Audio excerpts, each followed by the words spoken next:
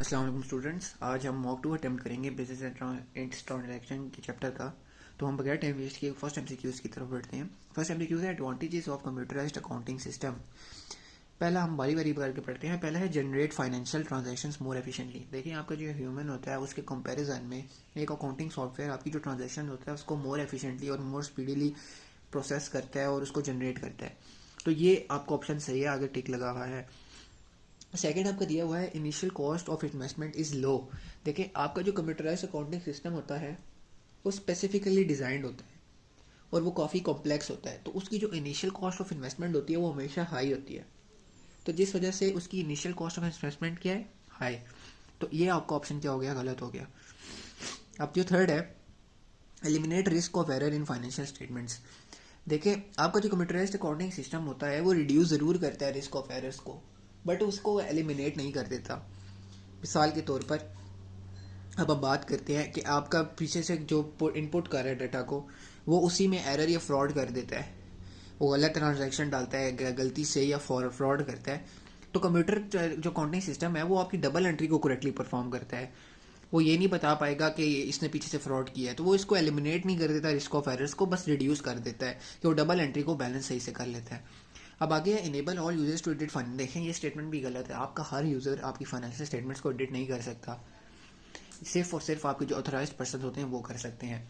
अब सेकंड है which transaction is documented using remittance advice. अब रेमिटेंस एडवाइस हमने पिछले बारी में पढ़ा था। रेमिटेंस एडवाइस वो होती है जो कस्टमर जब पेमेंट करता है अपने सप्लायर को, तो मंथ एंड में वो एक रेमिटेंस एडवाइस सप्लायर को भेजता है जिसमें वो इनलिस्ट करता है कि उसने कौन कौन सी पेमेंट्स करनी है, उसकी कौन कौन सी रह गई है, मतलब कि आउटस्टैंडिंग है। तो अगर हम चेक की बात करें तो चेक खुद ब खुद एक डॉक्यूमेंट है, ये कोई ट्रांजैक्शन नहीं है। तो ये ऑप्शन तो आपका बिल्कुल ही रॉन्ग हो गया। अब सेकेंड है सप्लायर पेमेंट। देखिए यही आपका ऑप्शन करेक्ट है। देखिए आप सप्लायर को पेमेंट कर रहे हैं एज अ कस्टमर, तो आप उसके साथ सप्लायर उसके वो जो ट्रांजैक्शन होगी वो इनलिस्टेड इसमें होगी रेमिटेंस एडवाइस में। तो ये आपका ऑप्शन सही है। अब जो थर्ड है पेटी कैश रिइंबर्समेंट। पेटी कैश आपके जो स्मॉल एक्सपेंसेस होते हैं उसकी जो ट्रांजैक्शंस होती हैं वो इंटरनली होती हैं, वो एक्सटर्नल ट्रांजैक्शंस आई नहीं। मतलब कि आपने टैक्सी का फेयर दिया तो आपको उसको रिइंबर्स जो करना है वो आपने अपने ही बैंक से करना है। तो बेसिकली पेटी कैश भी आपका इसका आपकी रेमिटेंस एडवाइस से कोई लेना देना नहीं है। अब जो क्रेडिट सेल है, क्रेडिट सेल एक अलग चीज़ है और जो रेमिटेंस एडवाइस है वो सप्लायर का केस है। मतलब कि रेमिटेंस एडवाइस का परचेज से लिंक है और क्रेडिट सेल बिल्कुल अलग चीज़ है। तो क्रेडिट सेल का भी ये ऑप्शन गलत है, तो आपका बीटा ऑप्शन सही हो गया। अब थर्ड है डॉक्यूमेंट और report which is produced from a computerised sale system. देखें आपके सेल सिस्टम में कौन कौन से डॉक्यूमेंट्स होने चाहिए। आप सेल करते हैं, सबसे पहले आपको ऑर्डर आएगा, सेल्स का ऑर्डर आएगा। आप उसको उसके बदले क्या कहते हैं, आप उसको और एक उसको प्राइस कोड करके देंगे जिसमें आप बताएंगे कि गुड्स में कितने की सेल करूँगा। तो वो फिर आपको क्या कहते हैं कहेगा, वो आपसे एग्री करेगा। आप उसको गुड्स डिलीवर करेंगे, डिलीवरी नोट भेजेंगे। उसके बाद क्या कहते हैं वो आपको पेमेंट करेगा। उससे पहले आप उसको इन्वॉइस भी भेजेंगे, सेल्स इन्वॉइस, वो पेमेंट करेगा, उसके साथ वो रेमिटेंस एडवाइस भी भेजेगा। तो ये सारे डॉक्यूमेंट्स आते हैं। अब जो कस्टमर स्टेटमेंट बैलेंस होता है ये आपका करेक्ट आंसर है, alpha is the correct option. देखिए कस्टमर स्टेटमेंट बैलेंस ये होता है कि आप उसको बताते हैं कि कितने आपके बैलेंस आपने अभी पे करना है, कितने गुड्स को आपने कितनों को पे कर दिए, कितने आपने वापस किए थे क्रेडिट नोट के जरिए। तो बेसिकली ये आपका सेल्स सिस्टम में आता है। अब जो सेकंड है परचेज ऑर्डर। परचेज ऑर्डर का लिंक परचेज साइकिल से है कि आप परचेज कर रहे हैं, आप परचेज ऑर्डर प्लेस करते हैं। अब जो सेकंड है थर्ड है master list of vendor information. Vendor कहते हैं सप्लायर्स को, तो इसका भी लिंक किससे है, सप्लायर से है। तो सप्लायर क्या है, परचेज है, मतलब आप परचेजेस कर रहे हैं, तो ये भी परचेज साइकिल से इसका लिंक है। List of payments made to specific supplier. तो देखें ये आप जो लिस्ट ऑफ पेमेंट्स आप करते हैं एक स्पेसिफिक सप्लायर को, आप उसको रेमिटेंस एडवाइस में लिख के इसको सप्लायर को भेजते हैं मंथ एंड में। तो ये भी सारा आपका तीनों परचेज साइकिल से है, जबकि जो कस्टमर स्टेटमेंट है वो आपकी सेल सिस्टम से लिंक होगा। तो हमारा जो फोर्थ है an appropriate method of dealing with confidential info that is no longer needed. एक ऐसी इन्फो जो कॉन्फिडेंशियल हो, जैसे आपके किसी एम्प्लॉय की जो छोड़ के चला गया और उसकी अब कोई ज़रूरत नहीं है, और तो आप उसको कैसे ख़त्म करेंगे। तो बारी बारी करके ऑप्शंस पढ़ते हैं। फर्स्ट लिखा हुआ है disposing of in general waste. देखिए जनरल वेस्ट में ये है कि आप जहाँ सारे अपना वेस्ट छोड़ते हैं, मीन्स कि अगर आप एक जनरल लोकल सर्वर पे इसको डिलीट करके फेंक देते हैं, जहाँ एक ऐसी वेबसाइट जो कहते हैं वेस्ट एक्यूमुलेट करती है सारा ऑनलाइन जो होता है, या अभी जो उसका डॉक्यूमेंट्स होते हैं वो आप किसी जनरल सेल्स मतलब कि जनरल वेस्ट में दे देते हैं जो आगे जाके डंप हो जाते हैं। लेकिन देखिए यहाँ एक खतरा होता है कि वो किसी के हाथ लग गया तो वो मिस यूज़ हो जाएगा, तो इसलिए ये ऑप्शन तो गलत है। अब सेकंड है achieving data in a secure location और सर्वर। देखिए एक आप डाटा को डिलीट करते हैं एक सिक्योर लोकेशन में लोकेशन या सर्वर पर, तो देखिए आप एक सिक्योर लोकेशन और सर्वर पे उसको डिलीट कर रहे हैं तो इसका चांस किसी का उसका मिस यूज़ होने का चांस बहुत कम है। तो जिस वजह से ये जो है ये ऑप्शन आपका सही है, तो इसका आपका करेक्ट ऑप्शन बीटा है। नेक्स्ट भी हम देख लेते हैं। Hand over into a recycling firm. देखें आप अपनी इन्फो एक रिसाइकलिंग फर्म को दे देते हैं, आपको नहीं पता वो थर्ड पार्टी है, वो आपके एम्प्लॉय की है, जिसका भी डाटा है उसको गलत यूज़ भी कर सकती है। तो इस वजह से ये ऑप्शन आपका अप्रोप्रिएट नहीं है, क्योंकि एन अप्रोप्रिएट मेथड की बात हो रही है तो ये अप्रोप्रिएट नहीं है, मतलब कि एक कॉन्फिडेंशियल इन्फॉर्मेशन के लिए ये सही नहीं है। अब है publishing publicly.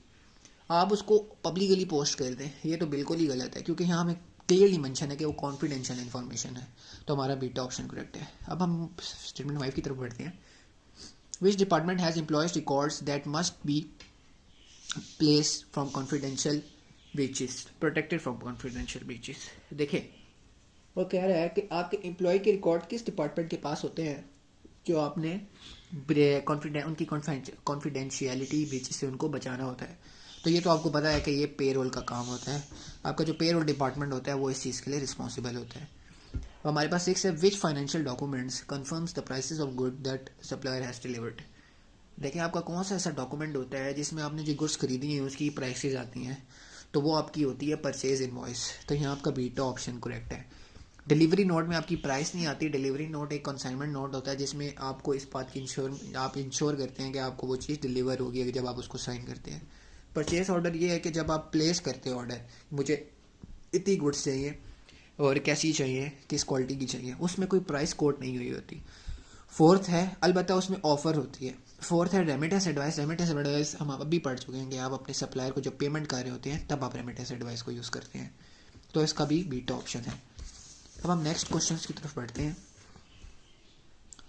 Ali is checking the contents of invoice received against the purchase order.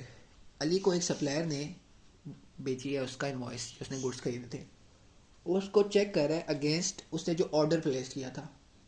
देखिए वो दो चीज़ों को कंपेयर कर रहा है कि कोई मिस्टेक तो नहीं की हुई सप्लायर ने, कहीं कीमत ज़्यादा ना की हो या गुड्स की क्वालिटी ख़राब हो या गुड्स कम आ ज़्यादा हो।